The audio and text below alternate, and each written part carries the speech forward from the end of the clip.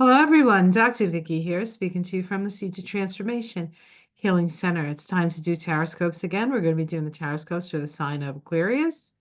There's my Aquarius painting for the month of May 2025. Before we get started, I want to just welcome my new subscribers. Welcome to this wonderful community of like-minded souls. To my tried and true who have been with me for years and have walked the path around my yard for years. Thank you for your support. For the new members of my YouTube channel, thank you very much for supporting me in this way. There's more to come, including a live with me and some few little extras, bees and bobs and videos. I'm learning how to do the channel thing, so thank you for your patience. And for my Patreon, my patient Patreon folks, thank you so much for your support over all these years. I really do appreciate it. More to come for you as well. Okay, so let's talk about the astrology. We're going to start with the astrology for the general month of May, and then how it specifically affects you. Then I'll be doing a card reading. If you're interested only in the card reading, I will timestamp it, so you can skip right to the card reading if that's what you prefer. All right, so let's get started by looking at what's happening. What's happening? Now, most people do their sun, their moon, and their rising when they do this, and so some of this may be repetitive, but I do try to change it around a bit. So, okay, hold on one sec. All right, here we go. All right. So let's go to the month. And we can see the tree of life here in the center. And we can see what paths are activated on the tree of life this month. We have the nine vibration. That's the universal year vibration. Expressed in the Hermit card. This is the path that connects the sun with Jupiter. The sun and Jupiter are the two largest things in the solar system. So it's always a powerful uh, period of illuminating wisdom, especially wisdom from the past. Speaking of wisdom from the past, number 5, the 5 vibration of the month, vibrates to the Hierophant card, which is a Taurus card. And of course, the sun spends most of the month in the sign of Taurus. This card is about ancient wisdom. It's about traditional wisdom. It's about time-tested wisdom, as it were, and being open and listening to that small, still voice within. When you truly get out of your ego and get into your heart. And then when you add these two vibrations together, we get a third vibration, the 14-5. This is the Temperance card in the tarot. In Kabbalah, it's called the intelligence of temptation and probation, or the probationary path. This is the path of the mystic. It is it's a trial by fire. And so we're required to sort of put one foot in front of the other and not get pulled off into the extremes. Temperance means to temper your habits, but it also, the process of tempering steel makes you stronger. And you're stronger because you make it through the challenges of your life. If you happen to have this vibration in your numbers, if you've ever had a reading with me, you know how challenging things can be, but you also know the rewards of a challenge faced and a challenge conquered. All right, so we start the month with Venus making a conjunction to Neptune. Venus and Neptune have a special relationship, and that Neptune is considered the higher octave of Venus. Venus, the planet of love, brought to its highest expression with Neptune, compassion for all. In the first sign of Aries, Aries is a world point, so it's compassion for all the world. It's also an energy of a warrior. So we have a warrior nature here, sort of coming up, conjoining with mass consciousness of Neptune in that world-changing degree of Aries. This is a powerful, powerful conjunction, especially considering Venus is just coming out of her retrograde cycle and is pretty much starting as morning star to start her Aries star cycle, a star point, which is always a star point, morning star, which is always a star point that's willing to fight for what she loves and what we love and what you love. So you're willing to fight for what you love. On the 4th, Pluto stations retrograde. Pluto has been moving forward in Aquarius since the November of last year. Once it finally got out of Capricorn and moved into Aquarius, and it's been forging forward, and now it turns around and goes back over some of what it has moved forward. This is as far forward as it goes this year. Will be at this degree again until next year. Begin spring, I think, of next year. Spring or maybe late winter.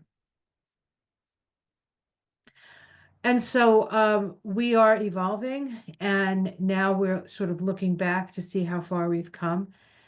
Pluto is power and Aquarius is technology, so it can be this power of technology that could be power. It could be a power over dynamic. You know, we're aspiring to the Aquarian age.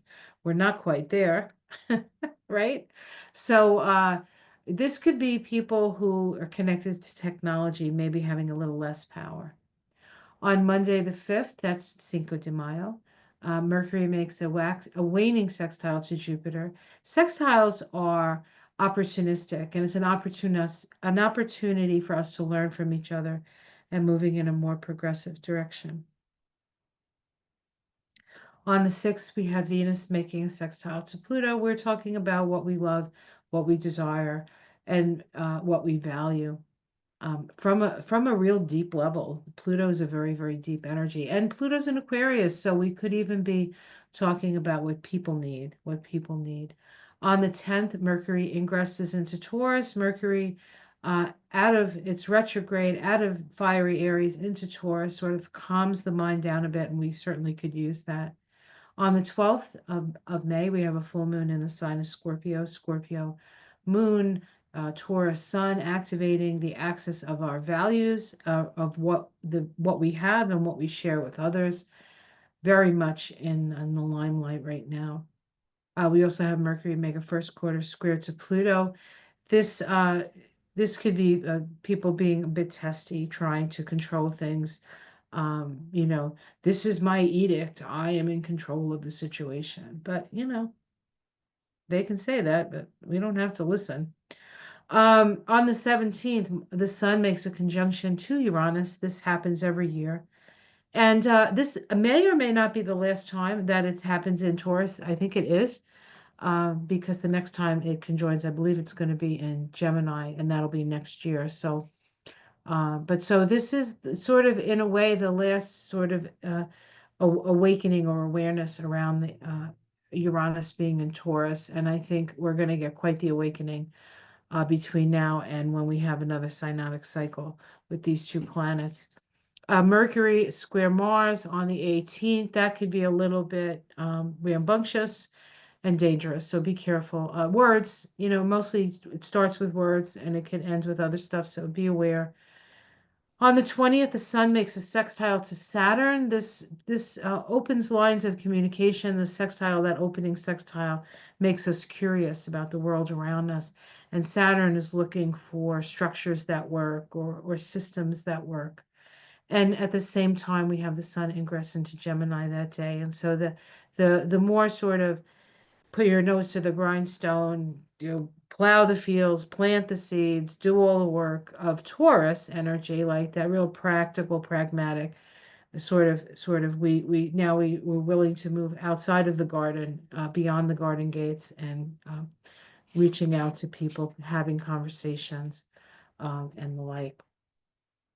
On Thursday, the 22nd, Venus trines Mars and the Sun has a sextile to Neptune. These are two very lovely energies that, as with anything, you could utilize them or you could waste them. But I would say utilize them. It's a good time to for relationships, for helping us understand each other. On the 24th, we have the Sun make a waxing trine to Pluto. This can be highly egoic, And Pluto again is always like the one who wants to be in control, and the Sun is the ego. So the ego may want to be controlled, or an ego may want to be in control. And trines are energy that just flows. So there's nothing really stopping that energy. Just be aware that it's there. On the same day, we have Mercury conjunct Uranus at that same degree, 28 degrees of Taurus. Mercury is, is our mind. We're opening up our mind.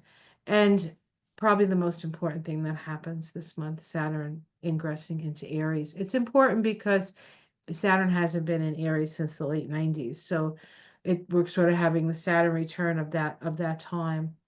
And I remember that time being um, well, being good, being good. For me, I enjoyed the 90s, I have to say. A lot of metaphysical stuff, the end of the 80s, the harmonic convergence, and then the 90s, all these metaphysical shops popped open, and people started getting into that side of things more.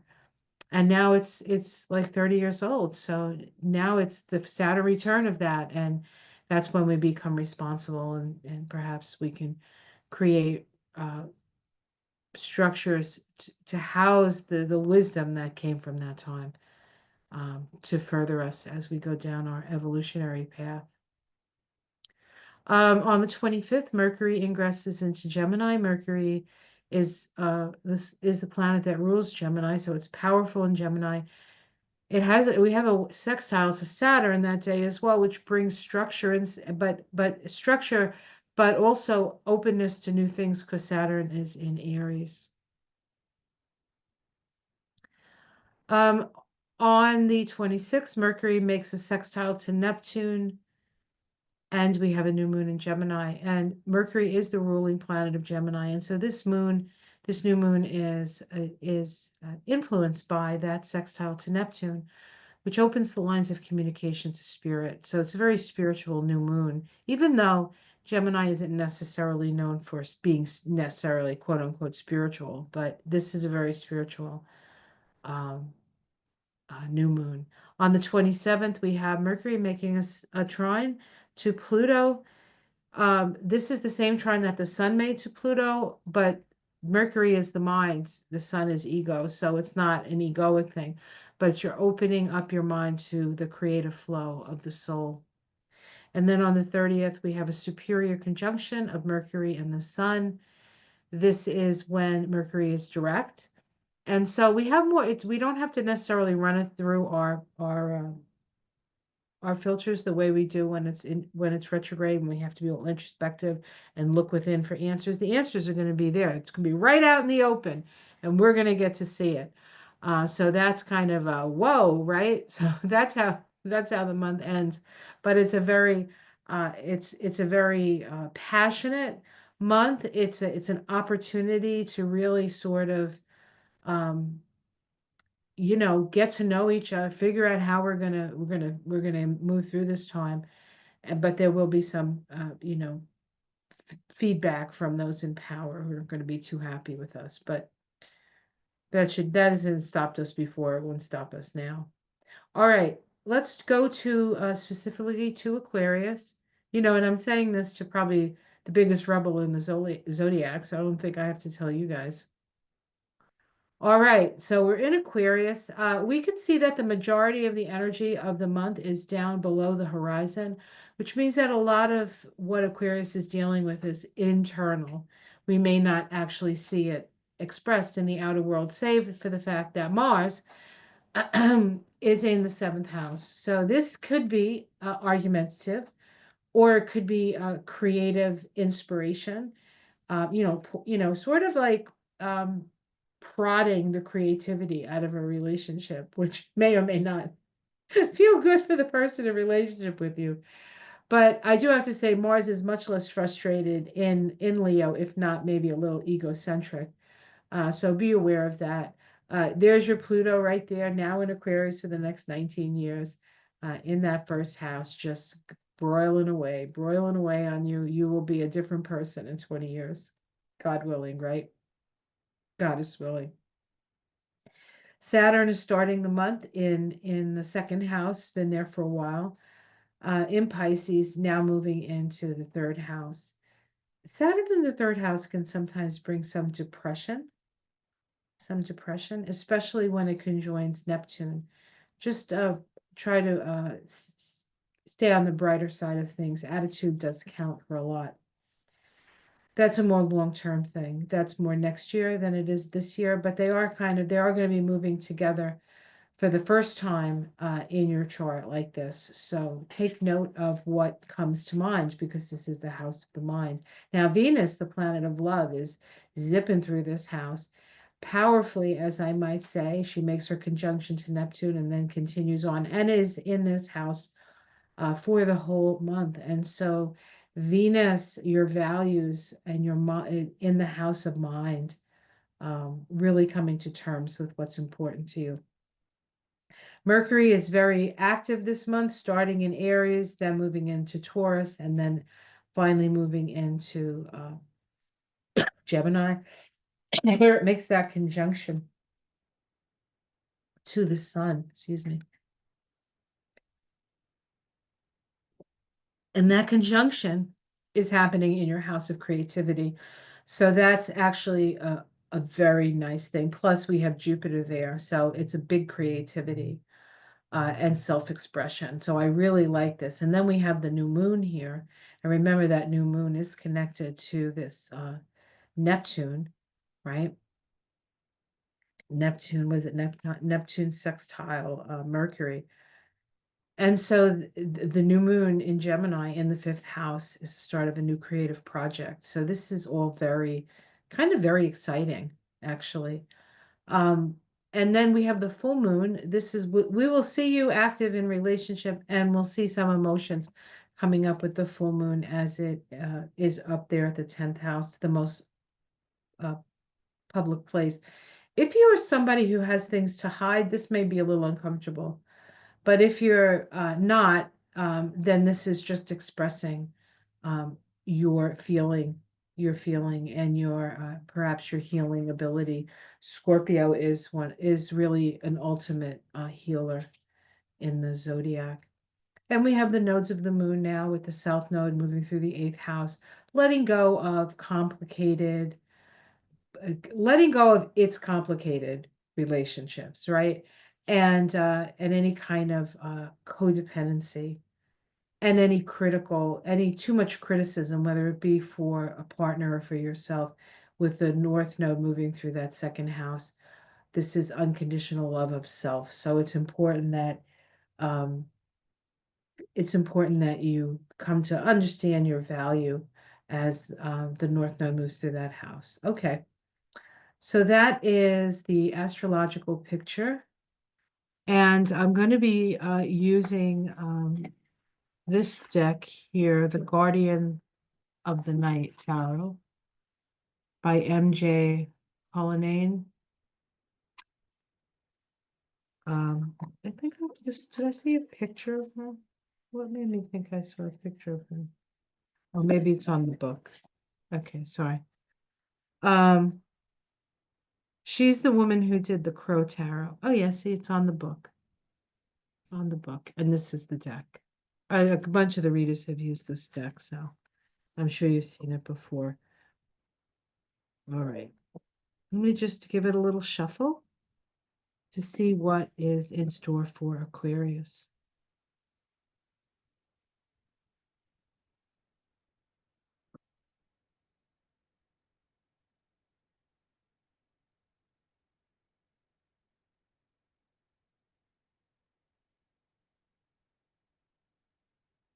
Really got to shuffle this one up.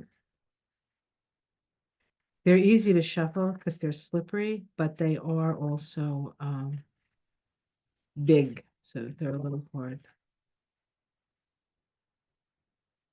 I mean, if I had paws, it'd be okay. I don't have paws. Oh, a clown feet. Sorry, you didn't need to know that. Aquarius rules the ankles. Aquarius rules the ankles.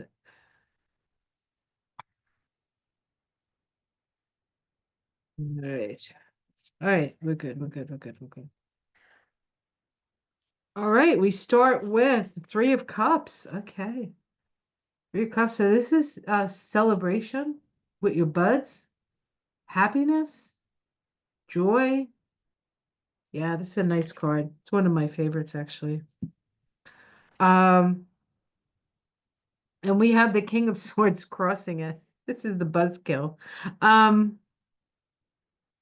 I would say that it's good to have a good time, but you have to watch out. You don't have too good of a time, and that you don't do anything untoward while you're having a good time, because the King of Swords can be the police, or certainly legal. Some legal, somebody who has the power to bring the law down, so to speak.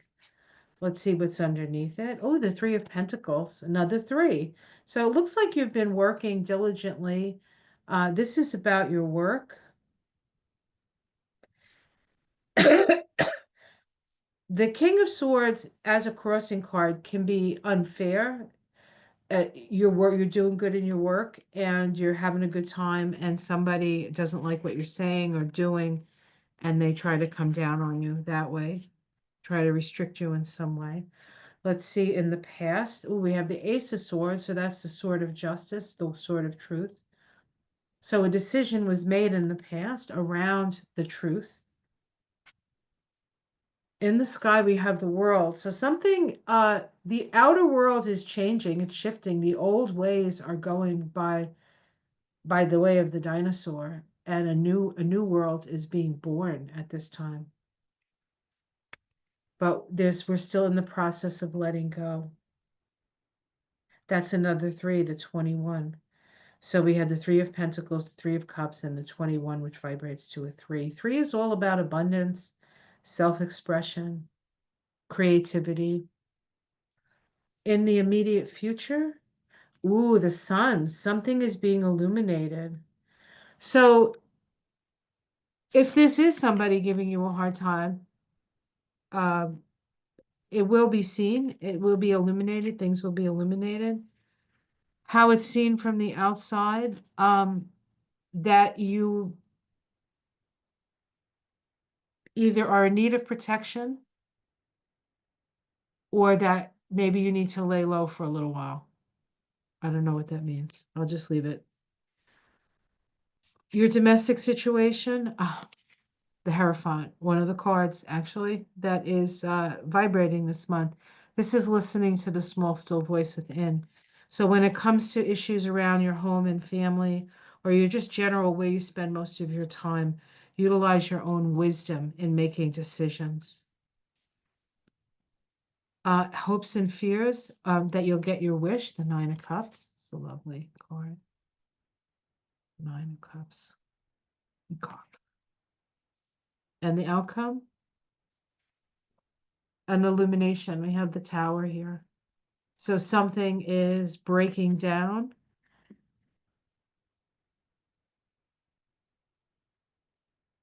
These are very powerful cards. I mean, we have 1, 2, 3, 4 major arcana. Let's see what's underneath it. The Star, hope, death, which is transformation, right? Change. And the Moon, lunacy. Huh. All major arcana. Again. All these major arcanas indicate that this is a time of fated time for you, Aquarius. What I would say is you may be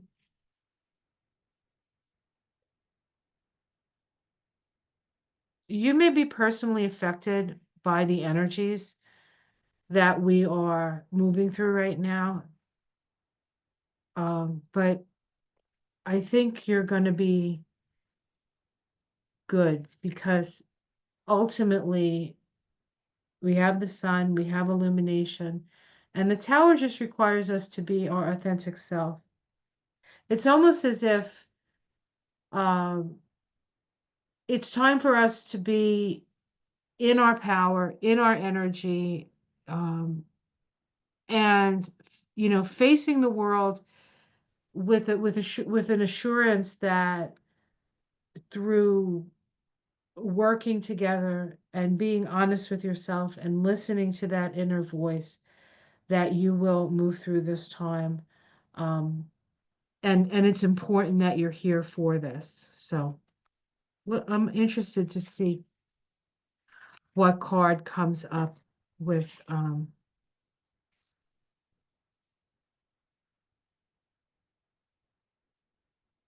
the oracle. These cards are so beautiful. She did such a beautiful job on these. Okay. So I'm pulling from the Spirit of the Wheel Oracle. This is the deck, actually a meditation deck. And let me see if you can see the name.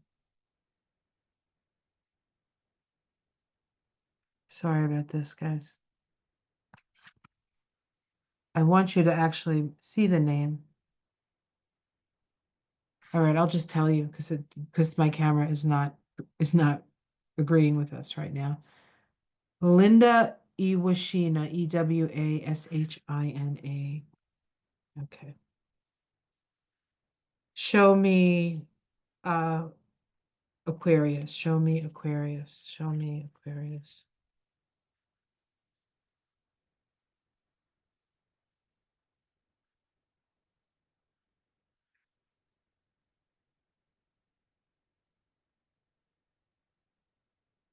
Breakthrough, inner vision and truth, clarity, spirit path of the East.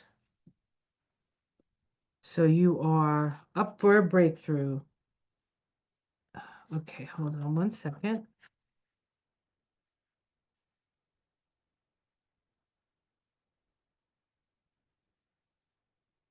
Okay.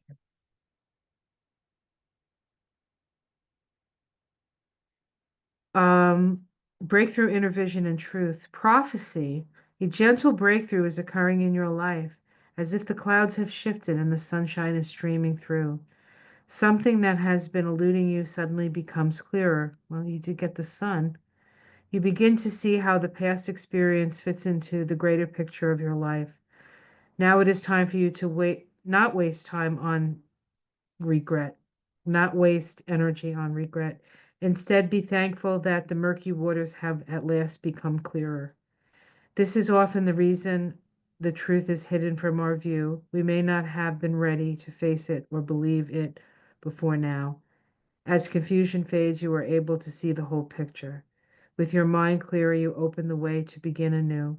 The wisdom gained from experience strengthens your perceptions. You can look toward the future with quiet confidence. Trust your judgment in making decisions. Your inner vision has been restored through your acceptance of the truth at hand. A veil has been lifted, and you are now ready to let go of things that have kept you from living your truth. Your prayer says, Creator, I thank you for the clarity that is returning to my life. Because of this recent breakthrough, I feel my trust and confidence growing. I am ready now to embrace this newfound truth. Wow. So I guess there is some big things happening with you, Aquarius. Thank you, dear. All right. So,